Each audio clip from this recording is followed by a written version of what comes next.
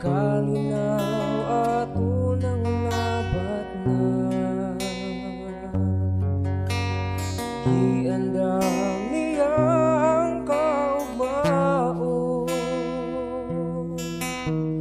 busa siya akong alagaron. Gigugma ko si Kristo, kay siyang manluluwas ko. Gigugma ko si Kristo, kay siyang manluluwas ko. Itugyan ko ang tanan kang Kristo, ihalad ang kasing-kasing ko.